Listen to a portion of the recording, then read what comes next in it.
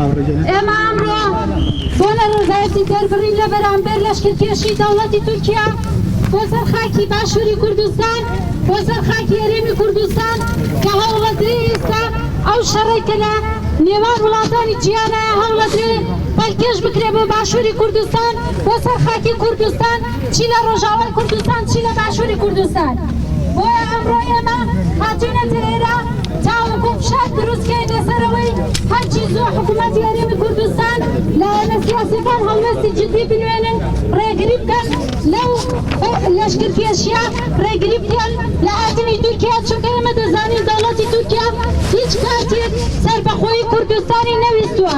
بێدەنگی بەرامبەر لەشکرکێشی تورکیا بۆ هەرێمی کوردستان خیانەتێکی نەتەوەییە. نزیکەی 10 ساڵە هەوڵەکانی ئاکە پەوەردۆخان بەردەوامن بۆ دەستێوەردان لە خاکی عێراق و باشووری کوردستان بە تایبەتی داگیرکردنی مووسڵ. لە پاشهاتنی داعش ڕێگاکان ئاسانتر بوون بۆ موداخەلەکردنی تورکیا بە شێوەیەک پلانسازی بۆ کرابوو کە لە قۆناغی یەکەمدا لە ڕێگەی 49 دیبلۆماتکاری تورکیەوە لە مووسڵ داعشیان پەلکێشی داگیرکردنی ئەو شارە کردو.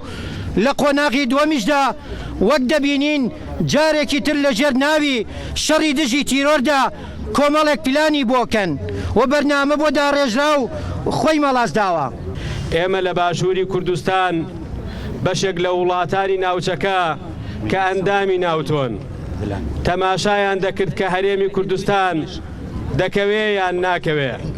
ئەوێ ڕۆژێ بە خوێنی فەرماندە هەرە باڵاکانی وەکو حسەی مەنسوور و شێرکۆشوانی و سەربازگڕاوی و کەمالی حاجی ئاغا و دەیان و سەدان و هەزار زیاتر پێشمەرگەمان کەڵەمێردمان ژنی ئازامان کردە قوربانی بۆ ڕوبەڕووبوونەوەی ئەو پیلانە ناوچەیە. ئەو کاتە دەوڵەتی تورکیا تەماشاکەر بوو.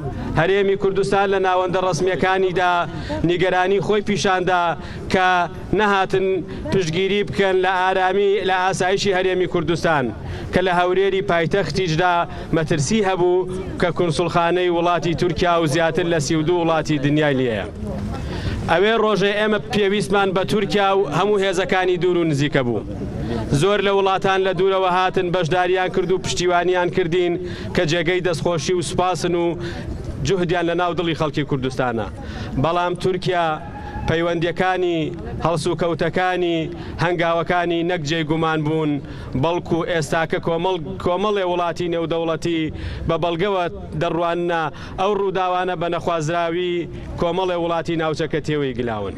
لەشکرکێشی دەوڵەتی تورکیا بۆ ناوچەی کوردستانی باشوور بەشێکە لەو پیلانەی کە دەوڵەتی تورکیا چەند ساڵە خەوی پێوە ئەبینێ ئەویش هێنانە دی و دەست بەسەراگرتنی ویلایەتی مووسڵە کە هەتا ئێستەش لە پەرلەمانی تورکیا هەموو ساڵێک میزانیەیەکی تایبەتی بۆ ویلایەتی مووسڵ تەرخان ئەکەن و بە وڵاتی خۆیانی ئەزانن. بێ موداخەلا بێ داویێڕە مخابن ئەف تشتێکی شەرمە نەلاقی ئەخلاقی مە کوردانە نەلاقی vê بەرخۆدان و سەرهڵدانە gelê کوردەکەیە بلاخە دیار بکە ئیرۆ دەربەسبوونە vê ئارتێشەیە لەسەر ئاخا باشووری کوردستان rêl pêşê gelek pirsan vedike احتیمالە çawa got ev artêş derbasî axa başûr kiriye derbasî axa Rojava jî bike win dibînin helwesta vê artêşê li beremberî gelê me Bakurê Kurdistan komkujiya rojane pêk tîne.